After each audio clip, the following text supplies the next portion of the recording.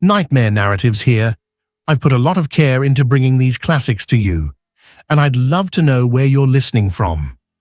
Feel free to leave a comment, and if you're enjoying this, a like would mean a lot. Now, sit back and enjoy the show.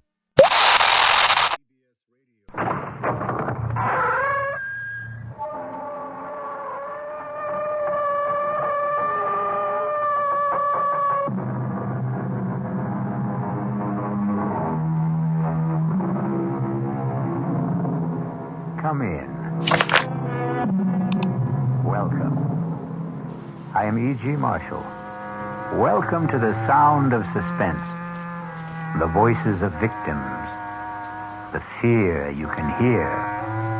For the next 52 minutes, we're going to take you into the world of mystery and murder, but mostly into the world of terrifying imagination.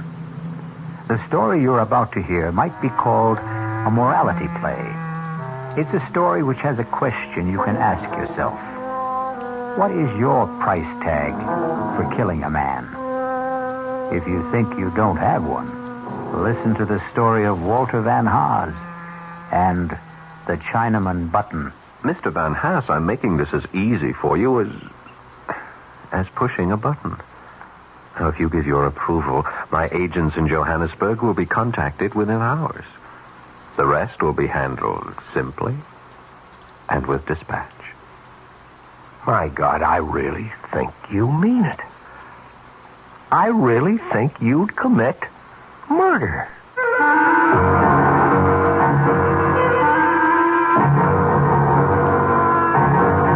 Our mystery drama, The Chinaman Button, was written especially for the Radio Mystery Theater by Henry Slessor and stars Paul Hecht.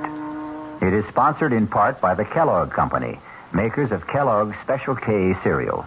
I'll be back shortly with Act One.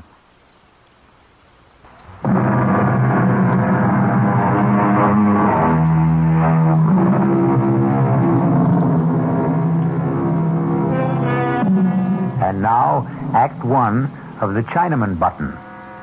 But it does not begin in China. It begins in New York City, on the executive floor of a bustling advertising agency. Good morning, Mr. Fish. Good morning, Susan. How have you been? How is Hawaii? Oh, just great. Oh, you look perfect. My partner get in yet, or is he goofing off? Oh, no, Mr. Michaels is in his office. He's been there since 8 o'clock. Oh, don't give me that. I'll bet Lou hasn't been in the office before 10 since I went on vacation. Well, what do you know? There you are, just like Susan said. Hello, Phil. Welcome back. How do I look? Fat and sassy? 3 weeks in Hawaii. Luau every night. Plenty of rum and pineapple. I figured I gained 10 pounds. Well, it looks good on you, Phil. No kidding. What is this? What's the matter with you? I'm nice and brown. You're white as a sheet. You look terrible. Lou, are you sick or something? No, I'm okay. I'm fine. You look like you've been sleeping in the office or something. Well, let's hear it. There's some bad news, right? Something happened while I was away? Yeah, that's right. Something's happened, Phil, but it wasn't my fault, so help me. Okay, come on. Let's have it. We lost an account, Phil. Okay, so we lost an account. We lost the Brewster account. You want to tell me that again? I know it's real bad news, but I don't know how else to tell you. Brewster's definitely out. You want to tell me what you did wrong, Lou? Well, nothing, Phil. I swear It'll come out sooner or later. Phil, I had nothing to do with it. It started with a call from Charlie Edwards a week after you left. He wanted to talk to you. He said it was urgent. When I told him you weren't here, he hung up. Next thing I know, there's a letter from old man Brewster, the official 90-day notice of termination. But did you call Charlie? Well, sure, I called him. Only Charlie isn't the ad manager anymore. Charlie's got a new job. He was kicked upstairs. He's in customer relations, out of advertising completely. There's a new guy in charge. Lou, you know what you're telling me. You are telling me that our gross profit has been cut in half. You think I don't know that? I think I'd better sit down. The new ad manager's name is Walter Van Haas. $6 million in billing, just like that? Charlie said the whole thing was his fault. Whose? Walter Van Haas, the new ad manager. Charlie says he started the whole thing, but I never got the full story. Charlie's been too busy in his new job to talk to me. Give me that phone. Yeah, sure, Phil. Charlie is not going to be too busy to talk to me. I haven't been kicking back $10,000 a year to Charlie for him not to talk to me.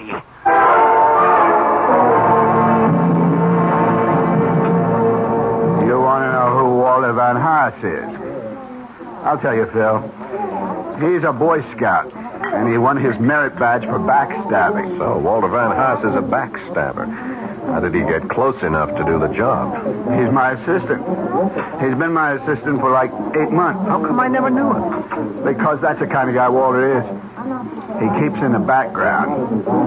He's a mouse, Phil. A $200-a-week mouse. Only this mouse roared like a lion, right? 2 weeks ago, he came running into my office with a box full of invoices. It seems he was conducting a private investigation, Phil. Can you believe that guy? He was checking into all the supplier bills you guys sent over. He was actually checking out every engraver, every stat house, every printer, every artist bill. Phil, he found overcharges like 50, 60, even 100%. You were his boss, Charlie. Why didn't you tell him what to do with his invoices? He thought I'd be shocked. He wanted us both to go to old man Brewster and expose your agency. That's when I did the only sensible thing. And what was that? I offered him part of my take, a third of it. Phil, he practically turned blue when I offered him that money. Him take a bribe, the Honorable Walter Van Haas? Are you kidding me? It could have been the whole 10,000, and it wouldn't have been enough. It was a matter of principle. You dig? No, I don't. He didn't tell Brewster about my offer. He wouldn't rat on me. That was part of his code, too, but he did tell the old man about the phony charges. I couldn't stop him. That's when I got booted upstairs, and you got booted out. And Mr. Walter Van Haas gets your job. He didn't even want to accept that. Can you believe it? Old man had to twist his arm to get him to accept it, and a $50-a-week raise. What is this guy, some kind of a fanatic? I don't know how to describe Walter. He's so square. He's so honest. I swear it's true. You couldn't budge this guy for $1 million. $1 million, $1 million. The great American words. The incantation of the American dream. Charlie, did you ever hear of the Chinaman button? The which? When you were a kid. Didn't anybody ever ask you about it? It's kind of a puzzle. I guess you could call it a moral dilemma. No, I never heard of it. What's a Chinaman button? It goes like this. Now, suppose you were told that by simply pressing a button, you could kill the Chinaman. Thousands of miles away. A Chinaman whose fate meant nothing to you, no more than the fate of a fly on a table. And yet, by pushing this button, by sending just one anonymous Oriental to his death, you would receive $1 million. Tax-free. What would you do, Charlie? I don't know. Press the button, I guess. Sure, that's right. You'd press the button. I'd press the button. Even Walter Van What's-His-Face would press the button. No, not him. Not that guy. Oh, yeah, sure, he would, Charlie. No, I really don't think so, Phil. Walter would think about it and begin wondering if that Chinaman might not have a wife and kids. Walter does. He's got 5 kids, as a matter of fact. You're wrong, Charlie. Everybody's the same when it comes to money. It's the great leveler. No, I really mean it. Walter wouldn't push that button for $10 million. That's the kind of guy he is. And that's why you don't have the Brewster account anymore. He pushed that button just like anybody else. Okay. What's the difference? There isn't any Chinaman button. So what's the difference? That's right. There isn't any Chinaman button. Or is there?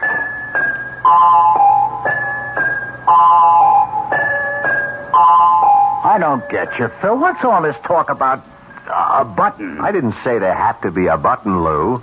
Not literally. Or a Chinaman, for that matter. Van Haas sounds Dutch. How about a Dutchman? What are you talking about? I think he drank a little too much at lunch. He wouldn't be so high and mighty once he pressed that button, would he? That would knock his halo off. What? Which is worse, Lou? Taking a kickback or killing a man? Oh, come on, Phil. Will you talk sense? We'd have him right where we want him.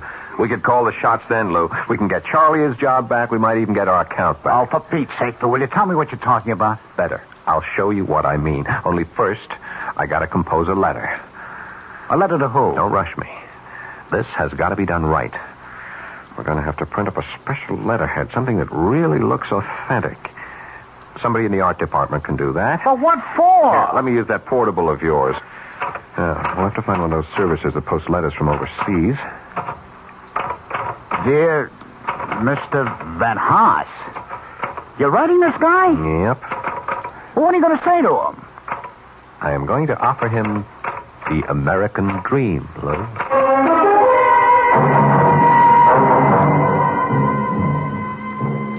Millie? Oh, Walter, I didn't know you were home. I got here about 10 minutes ago. I was looking through the mail.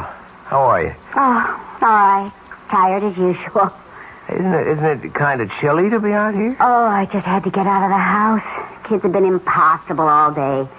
You know how hard it rained this morning. Yes, I know. Honey, did you see the letter? The one from South Africa? Oh, yeah, sure, I noticed it. Say the stance, will you? Peter wants it. Yeah, Millie, do you know what the letter's about? No, can't imagine. You don't know anyone in South Africa, do you? Of course not. But somebody there knows me. It's from some law firm. Look at the letterhead. Dries Sertog and Berenbroek? What a name. It's Dutch, I guess. Dries Hartog and Berenbroek. 200 Commissioner Street, Johannesburg, South Africa. Read it, huh? Well, it says, Dear Mr. Van Haas, our firm is collecting data for record-keeping purposes concerning the surviving family of one of our clients. Would you be so good as to confirm the following facts? Your name, Walter Van Haas. I can confirm that, all right. Well, go on. Read the rest. Your father's name, Benjamin Van Haas. Right again. Your mother's name, Sylvia Reach. I didn't know your mother's name was Sylvia. She always hated the name. That's why she called herself Sally. Anyway, now let's see. Paternal grandparents, Jan Van Haas, Elsa Voort. If the foregoing facts are not correct, would you kindly advise us by return mail? Well, I just saved some postage anyway. Is that all it says? Now, just one more sentence. If these facts are correct, there is no need for further communication. Thank you for your attention to this matter. Yours faithfully, L. something or other. I can't make out the signature. For heaven's sakes, Walter, what do you suppose it means? I haven't the faintest idea. Maybe I've got a rich uncle in South Africa. Maybe he owns one of those diamond or gold mines. If only. Tell him to send us a couple of diamonds fast. Maybe we could start looking for a new house. If I don't get out of this cheese box soon, I'll just go out of my mind. I'll settle for a couple of gold nuggets. We can melt them down and use them to fill Elsa's teeth. That ought to cut down that dental bill. Look, why don't you write to those people in South Africa and ask them what it's all about? Well, you heard what the man wrote. If these facts are correct, there is no need for further communication.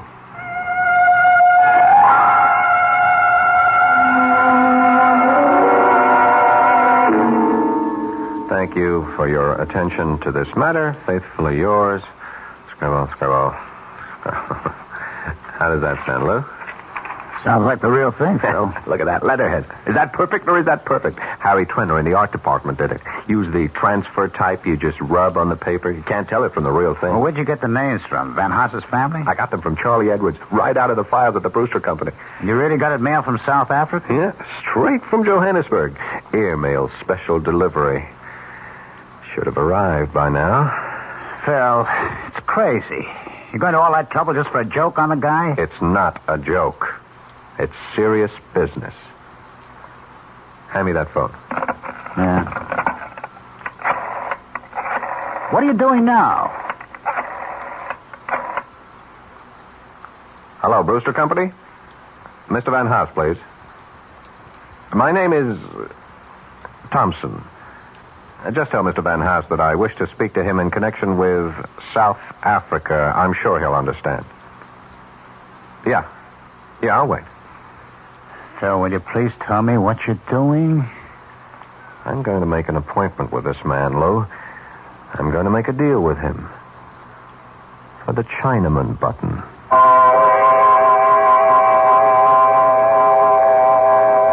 Phil Thurston seems to have invented his own Chinaman button.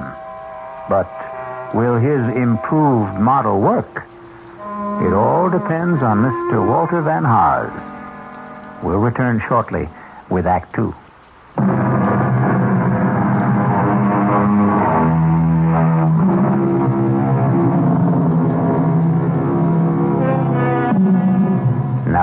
go back to Phil Thurston. Or rather, let's go back to Mr. Thompson, since that's the name Mr. Thurston used to make his reservation at the Ebb Tide Restaurant in downtown Manhattan. Nice of you to come all the way downtown to meet me for lunch, Mr. Van Haas. That's okay. I'm sorry I don't have a permanent office, so a place like this is convenient for me. You still haven't told me what business you're in, Mr. Thompson. I would have come to your home for this meeting, but I didn't want to disturb your wife and children. You do have children, don't you? I sure do. 5 of them. How old are they? Stepladder. 2, 4, 6, 8, 10. That's a lot of mouths to feed. Yep, and teeth to fill. I don't doubt it. Did you say that you were with that law firm in Johannesburg, Dries Hartog, and... Sorry, I can't remember the last name. I'm not sure I could pronounce it if I did. Your family is Dutch, isn't it? Yeah, my grandparents were Hollanders, but the rest of us are strictly Yanks. Well, the answer is no. I don't come from the attorneys in Johannesburg, but I wanted to talk to you about their letter. Frankly, we couldn't figure it out, Millie and I. That's my wife.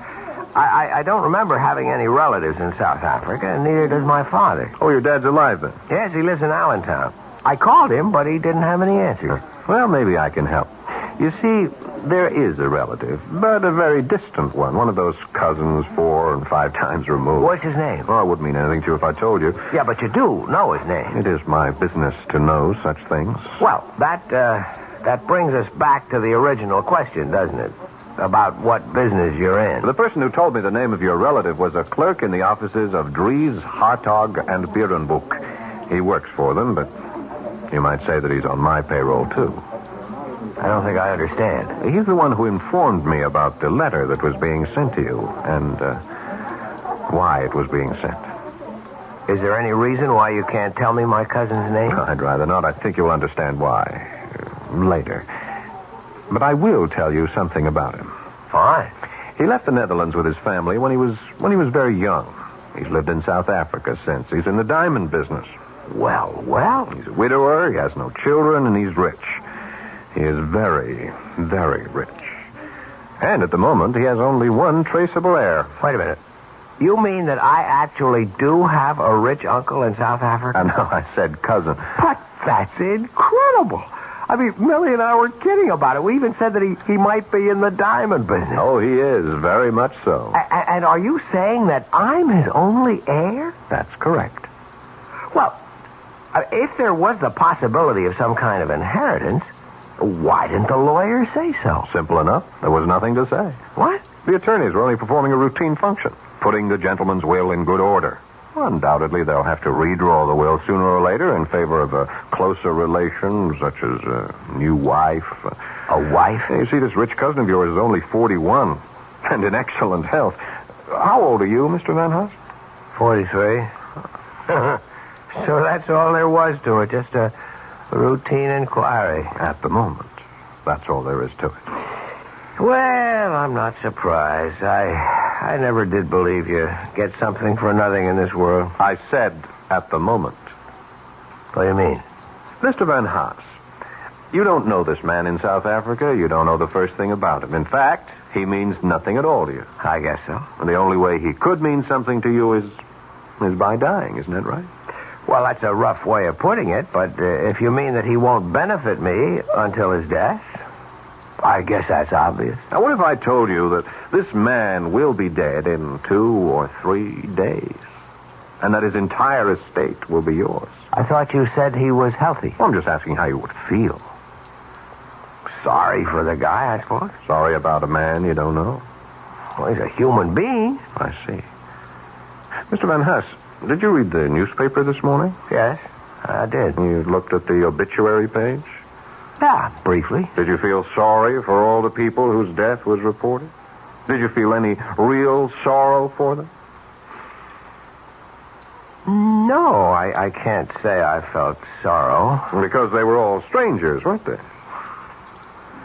All right, Mr. Thompson, I'm a human being, too, and I guess if I got a letter from Dries, Hartog, and whatever, telling me that I was rich, I wouldn't go into mourning. I'd probably go out and celebrate. If you saw my kids' dental bills, you'd understand. But I do understand. Believe me, I understand very well. That's why I wanted to see you, to suggest arranging that happy event without the slightest trouble on your part, without any obligation until you're completely satisfied. What the devil does that mean? All you have to do is say yes. Just that one word, and your dream will come true. Yes to what? Now, in a short time, you'll receive another letter from Johannesburg informing you of the sad news that your cousin, Mr. Well, I still won't reveal his name. Let him remain anonymous.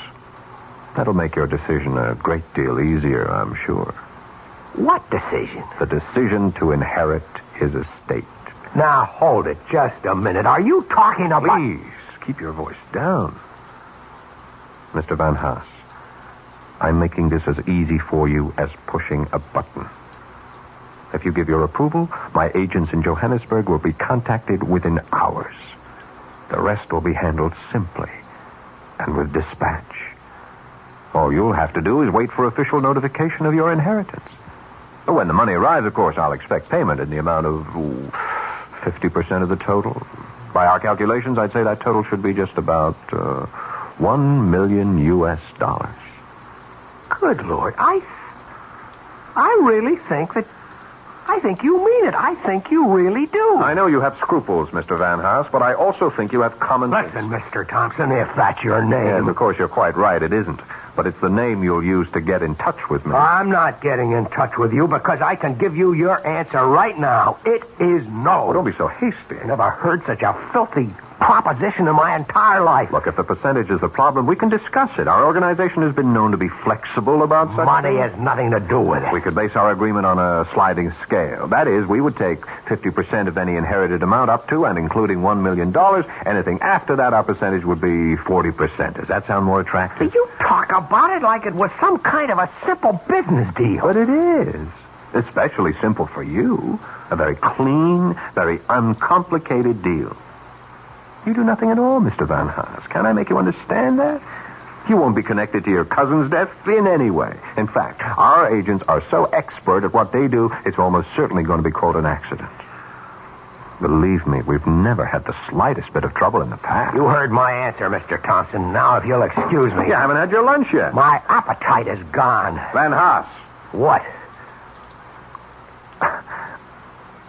I'm sorry. Perhaps I put the whole thing to you too bluntly.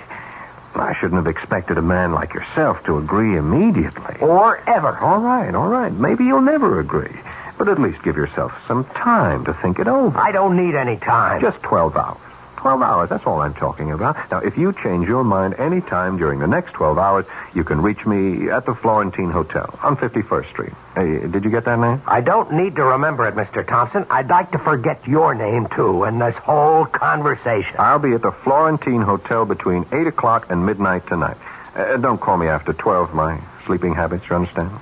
I don't see how you can sleep at all, Mr. Thompson. You'd be amazed at how well rich men sleep. Well, you can go to bed early tonight. Don't wait up for my call because there won't be one. Goodbye. So long, Walter. I'll be hearing from you.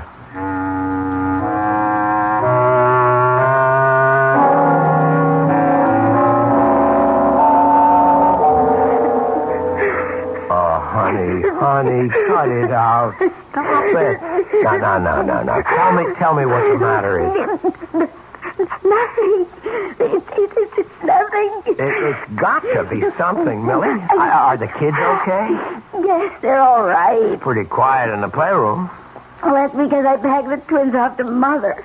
They were getting out of hand, Walter. I just couldn't stand it anymore. Okay, fine. And I'm sure your mother is delighted. No, she isn't. Maybe she used to be when she was younger, but she's getting too old for that sort of thing now. Maybe I'm getting too old, too. Come on, what are you talking about?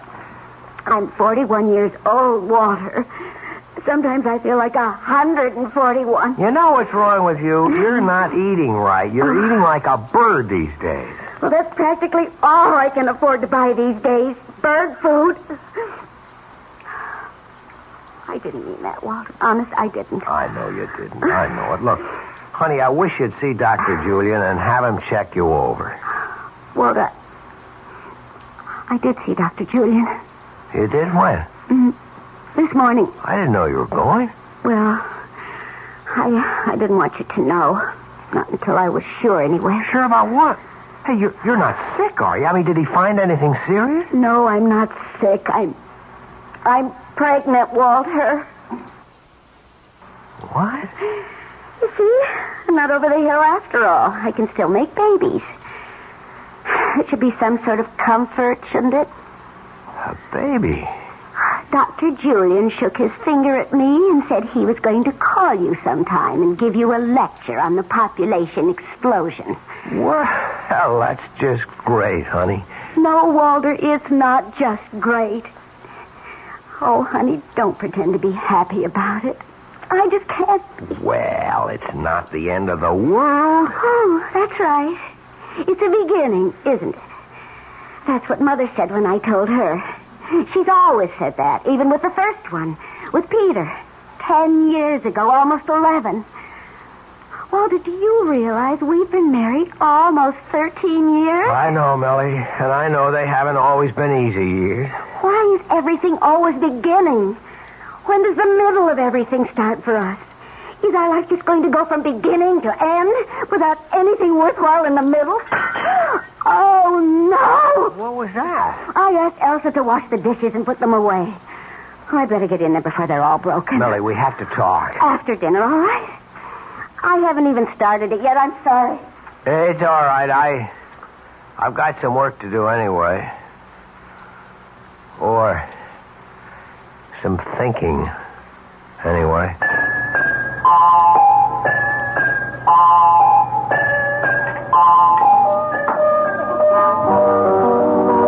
That's right, Charlie. I'm staying downtown tonight. Ah, you got something going for you, Phil? You might say that. Oh, you bachelors really have a good life. Where does she live? Pat around here? Actually, I took a hotel room for a couple of days at the Florentine. She wouldn't have a friend, would she? Well, I could call Louise and tell her I have to work tonight. Now, forget it. She'll never buy that.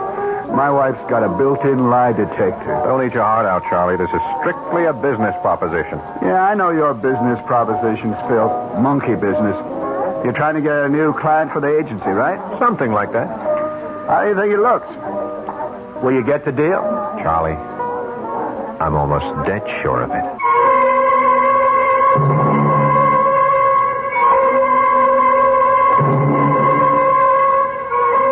Will Walter Van Haas press the Chinaman button? Would you press it? To make $1 million? Before you answer, wait until we return with Act 3.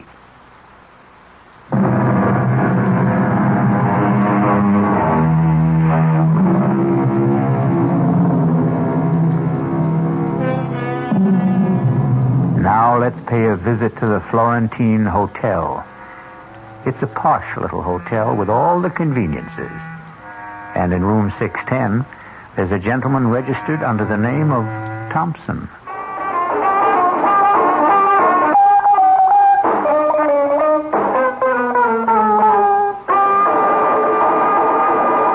That was a request for the gang of the Williamsburg warehouse. And now here's the time of weather check. It's exactly 40 minutes past the hour. Hello, Phil. Hi, Lou. Come on in. So, this is the Florentine Hotel, huh? Well, that's not a bad-looking room. Why, they call it a suite? That's right. The bedroom is in there. Look at this bar setup. Glasses, refrigerator, everything.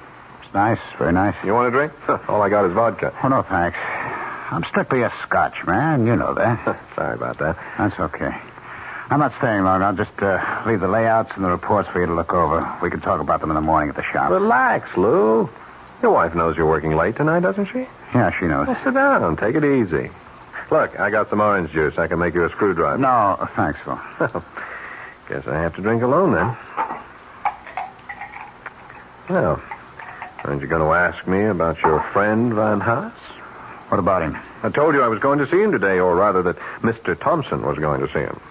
Did you? That's right. I saw him for lunch and told him the whole story about how easy it was for him to become a millionaire just by pushing the Chinaman button. Or maybe I should have called it the Dutchman button. Did he believe it, Phil? All the way.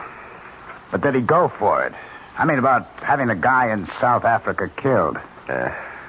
No, he wouldn't go along. So Charlie was right. He said no because he was scared. He was afraid that he was getting into something too deep for him. Well, maybe that wasn't it, Phil. Maybe he is the kind of guy Charlie says he is. Maybe he was that kind of guy, Lou. And that was before he ever got really tempted. A lot of people are honest because they never had anything worth being dishonest about. Am I right? You don't think much of people, do you? I think people are people, that's all. Open your eyes, Lou. Look at what's happening all around you. Everybody's on the grab. You don't know that by now. You've been living in a cave all your life. All right. I don't want to argue with you. Everybody's corruptible, Lou. Everybody. High and low. Yeah, it sure looks like it these days. These days, old days, any days. We're just hearing more about it now. That's the only difference. But there are limits, Phil. I mean, like what you offered Van Haas. Well, let's face it, you were talking about murder. Maybe that's the word that came to his mind, too. But when he thinks it over, he'll give it a different name. He'll come to the conclusion that all I was talking about was pushing a button. You mean you still think he'll say yes? I told him to call me here. That's why I took this suite at the hotel under the name of Thompson. So that's what it was. And I figured, I don't know, that you had some chick you didn't want to know your right name. I told Van Haas to call me here any time before midnight, in case he changed his mind. Before midnight? It's almost 11 o'clock now. That's right. Well, why did you give him a deadline? Because he needs one. We all need one, or we postpone things forever. Phil, I don't think he'll call. Why not? I think the guy's already made up his mind. Oh, no, he hasn't. He's watching the clock right now, just as we are. He's watching those hands move towards 12, thinking about how simple it would be to pick up the phone and call. You see, that's the beauty part of the whole thing. The simplicity.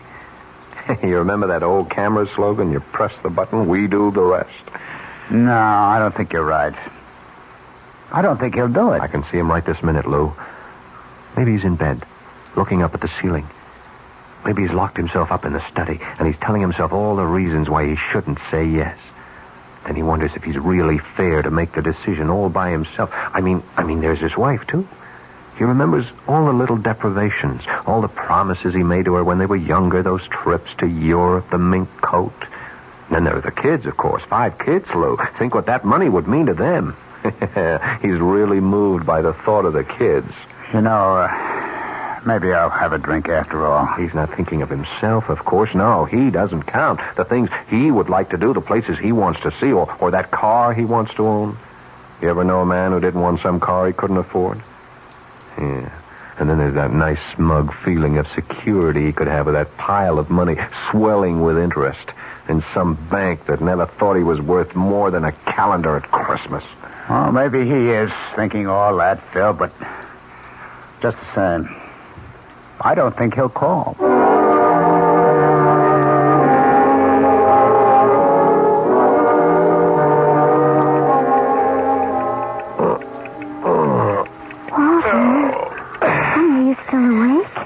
Yeah. Do you feel all right? Yeah, I'm okay. You're not still thinking about it, are you? About what? About, the baby. Oh, no, Millie. I wasn't thinking about the baby. Get back to sleep, honey. Well, I'm less than 2 months gone, honey. If you're really upset about... Stop that kind of talk. Well, I just thought... Well, there are alternatives. I'm sick of hearing about that alternative. I heard about it the last time you were pregnant, remember? I'm sorry. I know you're worried about money. I know all the debts we have. We'll get along. Honey, you're not angry with me. No, I'm not angry. I'm just restless. I've got business worries. Can't turn my mind off. Why don't you read a while? The light will keep you awake. I'll go to the living room. Walter? Yep. I love you. I love you too, Millie. Listen to that clock. Why do cheap clocks have to tick so loud? Yeah, we've got to get ourselves an electric one, maybe one of those digital clocks. Darling, they cost money. Yes. What doesn't.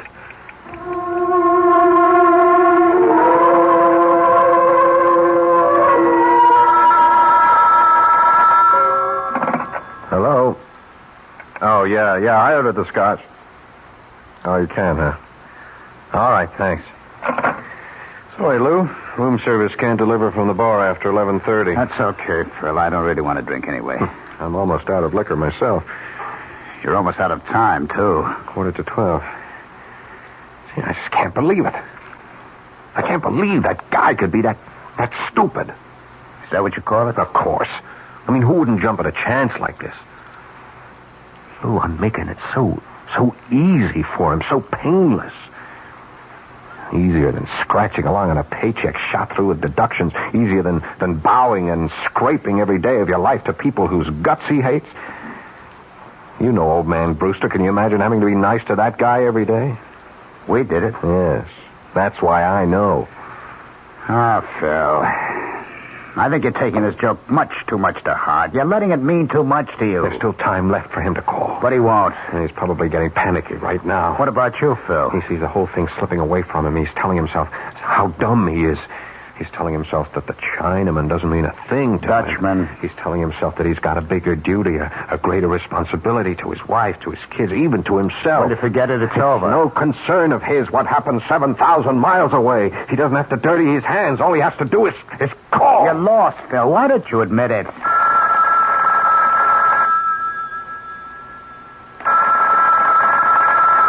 Aren't you going to answer it? Sure. I'll answer it. Maybe room service again. Maybe. Hello? Mr. Thompson, this is Walter von Haas.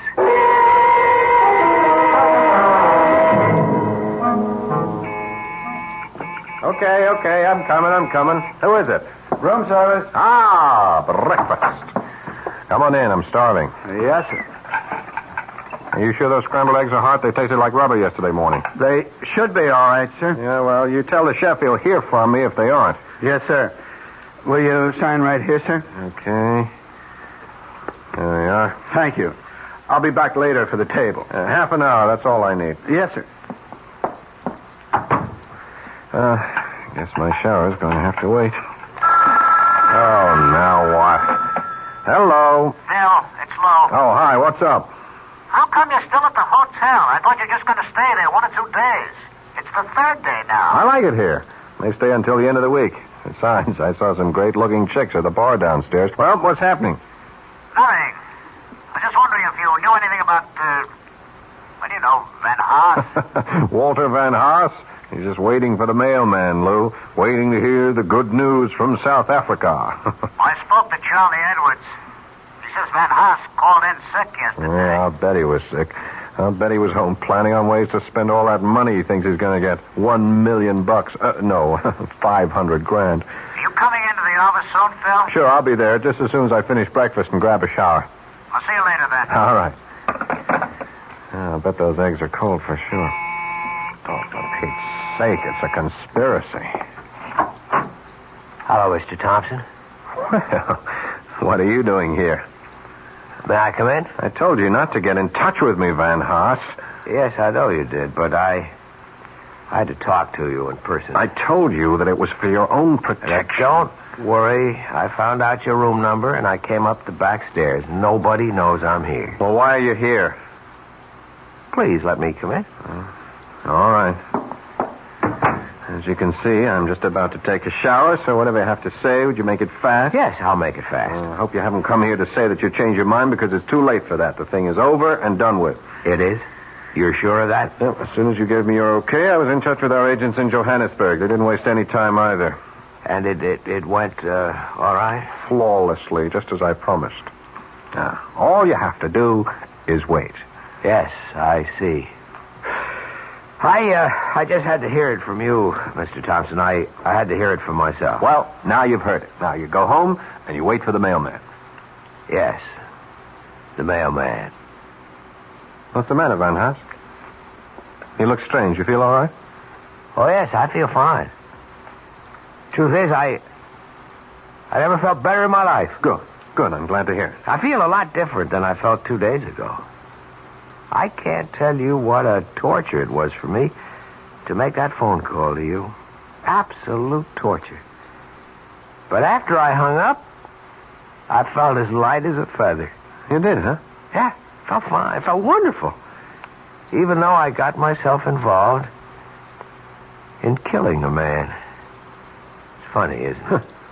It was easy, wasn't it? Just like I said it would be. Yes, that's the word. I never knew anything could be that easy. Changed me, Mr. Thompson. I saw how stupid I'd been all my life. How stupid most of us are. To waste the one life we're given. I owe you a lot. Well, if you came to say thanks, you're welcome. Now, if you'll excuse me... I felt like a giant. I felt there was nothing I couldn't do. I was a coward before, a weakling. But you showed me a better way. Okay. Would you go home now, Mr. Van Haas? I mean, the less we see of each other, the better. Now, when the money arrives, I'll be in touch with you. About my 50%. Yes, your 50%. That's really what I wanted to discuss, Mr. Thompson. Tell me, does this fireplace work, or is it just for show? I really wouldn't know. But I see that they have all the implements. What are you doing with that poker?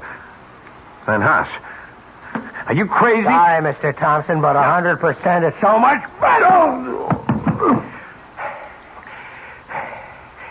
I thought I'd have to bring a hammer or something, but a poker was so much better. Now, into the bathroom, Mr. Thompson. Up into the shower. Yeah. What a shame that you slipped in the tub, Mr. Thompson. What a terrible shame. Now I have to go home to wait for the mailman.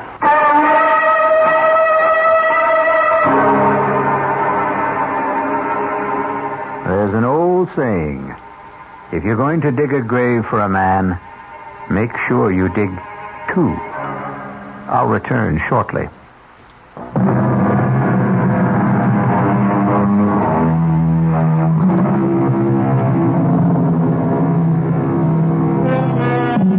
Ready for an instructive statement? It goes like this. The wonderful thing about radio is that it can be enjoyed in complete darkness. And isn't darkness the natural medium for mystery? Our cast included Paul Hecht, Ralph Bell, Mason Adams, Evie Juster, and Will Hare. The entire production was under the direction of Hyman Brown. Now, a preview of our next tale. You know the saying, if you can't lick 'em, join 'em? Come on. I decided to join you, Jason, to do business your way. I want a certified check for $50,000. When I've finished, I want another 50. And you know me well enough to realize that I'm not going to give you $50,000 just because you asked for it. Not even to save your life? Are you trying to blackmail me, Harry? I'm trying to do you a favor. Your life should be worth at least $100,000. Before I agree, answer one question. Do you know who's going to kill me? I do. Who? Me. Radio Mystery Theater was sponsored in part by Anheuser-Busch Incorporated, brewers of Budweiser. This is E.G. Marshall inviting you to return to our Mystery Theater for another adventure in the macabre. Until next time, pleasant dreams.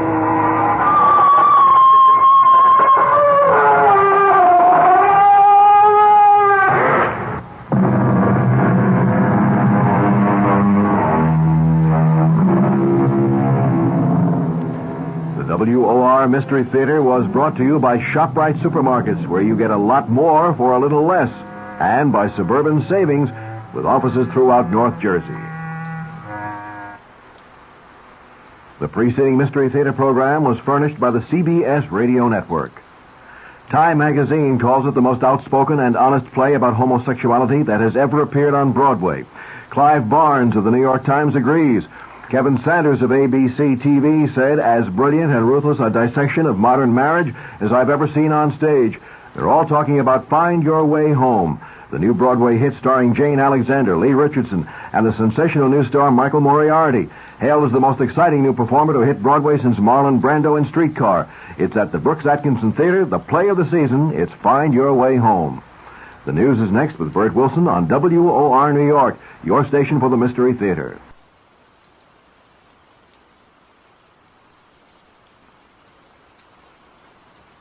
I'd love to know where you're listening from. Feel free to leave a comment, and if you're enjoying this, a like would mean a lot.